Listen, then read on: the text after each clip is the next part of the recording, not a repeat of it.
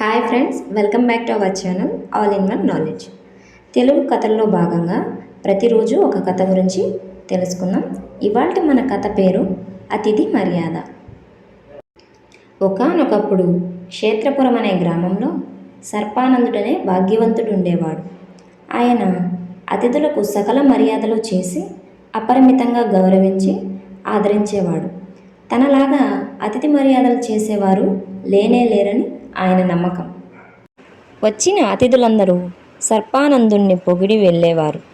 అందుకు సర్పానందుడు మహా సంబరపడిపోయేవాడు. కానీ ఒకసారి గోపాలుడనే అతను ఆయన వద్ద అతిథి సత్కారం పొందాక, శ్రీపురంలో రంగనాథుడి తర్వాత అతిథి మర్యాదకు నిన్నే చెప్పుకోవాలి అని మెచ్చుకున్నాడు. తనను శ్రీపురం రంగనాథుడి పేరు చెప్పి చిన్నబుచ్చినందుకు సర్పానందుడు నొచ్చుకొని ఆ రంగనాథుడెవరు, ఆయనలోని ప్రత్యేకత ఏమిటి అని గోపాలుడిని అడిగారు. గోపాలుడు ఆశ్చర్యంగా, శ్రీపురం రంగనాథుడి గురించి తెలియదా? అతిథి మర్యాదకు ఆయన పెట్టింది పేరు. ఆయన ప్రత్యేకతను మాటల్లో చెప్పలేం. ఒకసారి శ్రీపురం వెళ్ళు, నీకే తెలుస్తుంది అన్నాడు. ఇక సర్పానందుడు ఉండబట్టలేకపోయాడు. మర్నాడే ఆయన ప్రయాణమై శ్రీపురం చేరుకుని సులువుగానే రంగనాథుడి ఇంటికి వెళ్ళాడు. రంగనాథుడిది చిన్న పెంకుటిల్లు. ఇంటి అరుగు మీదే ఆయన కూర్చుని ఉన్నాడు. సర్పానందుడిని చూస్తూనే ఆయన వివరాలు అడిగి తెలుసుకున్నాడు. సర్పానందుడు అసలు విషయం చెప్పక, తను వజ్రాలు అమ్మడానికి వచ్చానన్నాడు. వజ్రాలు అమ్మే మాట అయితే శంభుదాసుడింటికి వెళ్ళండి, ఆయన మీకు చక్కటి ధర వచ్చేలా చేస్తాడు. వజ్రాలను చూసి వాటి సరైన విలువను అంచనా వేయడంలో ఆయనే సాటి అన్నాడు రంగనాథుడు. మీ ఇంట అతిథిగా ఉంటానంటే మీకేమైనా అభ్యంతరమా అన్నాడు సర్పానందుడు వెంటనే. అయ్యా, తమరు చూడ్డానికి గొప్పవారిలా ఉన్నారు. నేను బీదవాణ్ణి, తమకు తగిన విధంగా మర్యాద చేయలేను అన్నాడు రంగనాథుడు. నాకు మీ ఇంట్లోనే బస చేయాలని ఉంది. మీకు ఇష్టం లేదంటే శంభుదాసుడింటికి వెళ్తాను అన్నాడు సర్పానందుడు. ఆ వెంటనే రంగనాథుడు సర్పానందుడిని గౌరవంగా లోపలికి ఆహ్వానించి పెరట్లోకి తీసుకువెళ్ళి పాద ప్రక్షాళానికి నీళ్ళిచ్చాడు. కాసేపటికి రంగనాథుడి భార్య భోజనం సిద్ధం చేసింది. పిండి వంటలు లేకున్నా సరే చేసిన పదార్థాలు రుచిగా ఉన్నాయి. భోజనం అయ్యాక సర్పానందుడు శంభుదాసుడి ఇంటికి వెళ్తానన్నాడు. అందుకు రంగనాథుడు అంగీకరించక, ఏరి కోరి నా ఇంటికి వచ్చారు. ఈరోజు నా మర్యాదలు అందుకున్నాకే రేపు మిమ్మల్ని విడిచిపెడతాను అన్నాడు. అంతకాలం ఆ ఇంట్లో ఎలా ఉండాలా అని సర్పానందుడు ఇబ్బంది పడ్డాడు. రంగనాథుడి ఆతిథ్యం అత్యంత సామాన్యంగా ఉంది. తన ఇంటికి వచ్చిన అతిథులకు తను రకరకాల పిండి వంటలు చేయించి పెడతాడు. అయినా రంగనాథుడి ఆతిథ్యం గోపాలుడి దృష్టిలో గొప్పది ఎందుకయిందా అని ఆయన ఆలోచనలో పడ్డాడు. అంతలో అక్కడికి రంగనాథుడి కుటుంబ సభ్యులంతా వచ్చారు. వారిలో రంగనాథుని భార్య, పిల్లలు, తమ్ముడు కూడా ఉన్నారు. అందరూ సర్పానందుణ్ణి క్షేత్రపురం విశేషాలు అడిగి ఆయన చెప్పేవన్నీ శ్రద్ధగా విన్నారు. సర్పానందుడికి సంగీతం వచ్చునని మాటల సందర్భంలో తెలియడంతో ఆయన్ను బలవంత పెట్టి 2 పాటలు పాడించారు. ఆనాటి వరకు సర్పానందుడి మాటలను అంత శ్రద్ధగా విన్నవారు లేరు. ఆయన్ను అడిగి మరీ పాడించుకున్నవారు లేరు. తను బాగా పాడాడని వాళ్ళు మెచ్చుకుంటుంటే ఆయనకు చాలా సంతోషం కలిగింది. అతిథి మర్యాద అంటే కడుపు నిండా భోజనం పెట్టడమే కాదు, అతిథులు చెప్పే మాటలు శ్రద్ధగా విని వారి ప్రావీణ్యాన్ని ప్రదర్శించే అవకాశం ఇవ్వాలి అనుకున్నాడు సర్పానందుడు మనసులో. ఆ తర్వాత ఆయన మర్యాదకు వాళ్ళ ఊరి విశేషాలు అడిగాడు. అందుకు రంగనాథుడు, రోజు చూసే ఊరే కదా, మాకేమీ విశేషంగా అనిపించదు.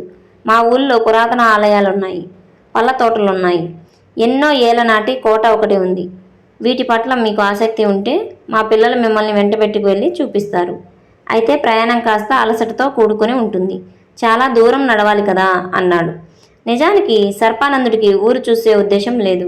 అందువల్ల ఆయన తనకు అలసట ఉన్నదని తప్పించుకొని ఆ ఇంట్లో వాళ్ళకి ఏ విద్యల్లో ప్రావీణ్యం ఉందో అడిగి తెలుసుకున్నారు. రంగనాథుడు బొమ్మలు గీయగలడు. ఆయన భార్య చక్కగా పాడుతుంది. తమ్ముడు కవిత్వం చెప్పగలడు. పిల్లలు మట్టితో రకరకాల అందమైన బొమ్మలు చేస్తుంటారు. సర్పానందుడు అందరి ప్రావీణ్యాన్ని చూస్తానన్నాడు. అందుకు రంగనాథుడు ఒప్పుకోక, మీకింకా ప్రయాణ బడలిక తగ్గలేదు, అలాంటప్పుడు కొంత విసుగ్గా ఉంటుంది. ఈ రోజుకు మీరు విశ్రాంతి తీసుకోండి అన్నారు. అయినా సర్పానందుడు బలవంత పెడితే, మీరు మా ఇంట్లో అందరికీ నచ్చారు, మరిన్ని రోజుల పాటు మీరు మా ఇంట్లో ఉండాలని మా కోరిక. రేపటి నుంచి ప్రారంభించి రోజుకొకరు చొప్పున మా విద్యలు ప్రదర్శిస్తాం. అవయ్యేదాకా మా ఇంట్లోనే ఉండాలి మరి అన్నాడు రంగనాథుడు. సర్పానందుడికి ఎంతో సంతోషమైంది. ఆయనకప్పుడు వినే ఓపిక నిజంగానే లేదు. అతిథికి తనను గురించి చెప్పుకోవడంలో గృహస్థు ఎలా ఉండాలో ఆయనకప్పుడు తెలిసింది. ఇక మీదట ఇంటికొచ్చిన వారికి నేను కూడా నా గురించి ఎక్కువ చెప్పకూడదు అనుకున్నాడు ఆయన. అంతేకాక వచ్చినవాడు ఎప్పుడు వెళతాడా అని కాక అతన్ని 4 రోజుల పాటు ఇంట్లో ఉంచుకోవాలని తపన పడుతున్నట్లు ఉండాలని కూడా ఆయనకు అర్థమైంది. రంగనాథుడి భార్య సర్పానందుడికి రాత్రి భోజనంలో అన్ని ఇష్టమైన వంటకాలు చేసింది. మధ్యాహ్నం ఆయనను మాటల్లో పెట్టి తెలుసుకోవడం వల్ల ఆమెకు అది సాధ్యమైంది. భోజనాలు అయ్యాక అందరూ కాసేపు కబుర్లాడుకున్నారు. తర్వాత రంగనాథుడు సర్పానందుడిని ఒక గదిలోకి తీసుకువెళ్ళి, మీకు తీరని కోరిక ఏదైనా ఉంటే చెప్పండి, తీర్చగలను అని అన్నాడు. సామాన్యుడైన రంగనాథుడు భాగ్యవంతుడైన తనకు తీరని కోరిక తీర్చగలగడం అసాధ్యం. అయినా ఆయన అలా అడిగినందుకు తగు విధంగా బుద్ధి చెప్పాలనిపించి ఇలా అడగడం మీకు భావ్యం కాదు. మీరు తీర్చలేనిది అడిగానన్న బాధ నాకు కలుగుతుంది. నేను అడిగింది తీర్చలేకపోయానని మీరు బాధపడతారు.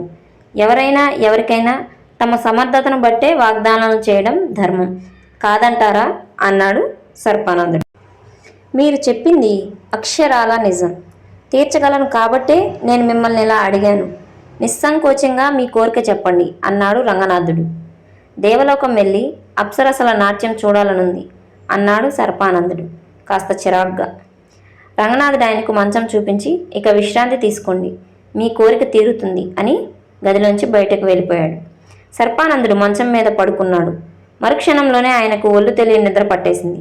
ఆ నిద్రలో ఒక కల. ఆ కలలో ఆయన దేవలోకం వెళ్ళాడు. అక్కడ అప్సరస నాట్యం చేస్తుంటే చూశాడు. మర్నాడు నిద్ర లేచేసరికి ఆయనకెంతో తృప్తిగా ఉంది. వెళ్ళి రంగనాథుడిని కలుసుకుని కృతజ్ఞతలు తెలుపుకొని తనకు ఆ కళ ఎలా వచ్చిందని అడిగాడు. అది కళ కాదు, నిజం అన్నాడు రంగనాథుడు.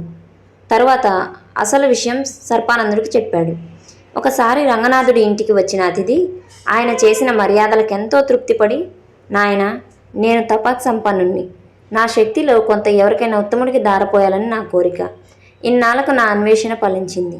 ఇవాళ నుంచి ప్రతిరోజు నీకు ఎంత అసాధ్యమైనదైనా సరే ఒక కోరిక తప్పక తీరుతుంది. దానితో అంతులేని సంపదలకు వారసుడివై కలకాలం ఇలాగే గొప్పగా అతిథి మర్యాదలు చేస్తూ సుఖంగా జీవించు అన్నాడు. అందుకు రంగనాథుడు ఏమాత్రం సంతోషించక, స్వామి, నా అదృష్టం కొద్దీ తమరు నా ఇంటికి అతిథిగా వచ్చారు. మీ వరం ప్రమాదకరమైనది. ఎందుకంటే కోరిక మనసుకు సంబంధించినది. మనసును అదుపు చేయడం చాలా కష్టం. అందువల్ల నేను నా వరాన్ని దురుపయోగం చేసిన ఎందరికో హాని కలిగించవచ్చు. ఈ వరం ఇంద్రియ నిగ్రహం ఉన్న తమ వంటి వారికి తప్ప సామాన్యుడినైనా నాకు తగదు అన్నాడు. పోనీ ప్రతిరోజు నీ ఇంట 100 బంగారు కాసులు కురిసేలా వరమిచ్చేనా అన్నాడు అతిథి.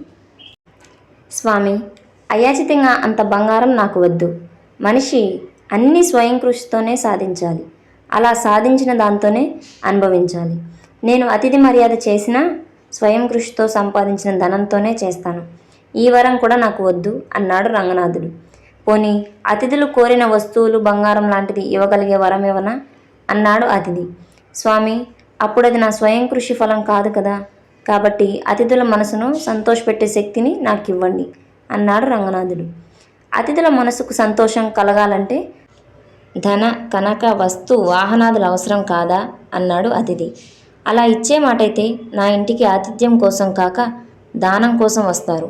నేను దాతను కాదలుచుకోలేదు. దూర ప్రాంతాల నుంచి వచ్చిన వారికి అవసరపడితే ఆశ్రయం ఇచ్చి ఆదరించాలని నా కోరిక. మనిషి కోరికలన్నీ మనసుతో ముడిపడి ఉన్నాయి. మనసు తృప్తి పడితే మనిషికి కోరికలు ఉండవు. మనసుకు తృప్తి కలిగించగల శక్తి నాకు ఇవ్వండి అన్నాడు రంగనాథుడు. అప్పటికి అతిథికి అసలు విషయం అర్థమై, తమకు తాముగా నీ ఇంటికి వచ్చిన వారికి మాత్రమే ఆతిథ్యం ఇస్తుండు.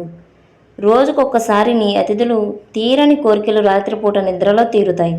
వారి మనసుకు పూర్తి తృప్తి కలుగుతుంది అని వరమిచ్చి వెళ్ళాడు.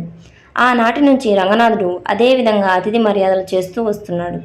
ఈ వివరాలు వినగానే సర్పానందుడి సందేహాలన్నీ పటాపంచలైపోయాయి. రంగనాథుడు తన కోసం అద్భుత శక్తులను కూడా వాడుకోడు. అతిథిని శరీరం కంటే ఎక్కువగా మనసును సంతోషపెట్టడానికే ప్రయత్నిస్తాడు.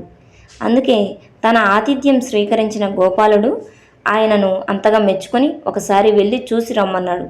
సర్పానందుడు తన గ్రామానికి తిరిగి వెళ్ళాక తన పాత పద్ధతులు మార్చుకున్నాడు. ఎవరైనా అతిథులు తనను మెచ్చుకుంటే శ్రీపురం రంగనాథుడి తర్వాతే నేను అని అంటుండేవాడు. Thank you friends. ఈ కథ మీకు నచ్చినట్లయితే లైక్, షేర్ అండ్ సబ్స్క్రైబ్ చేసుకోండి.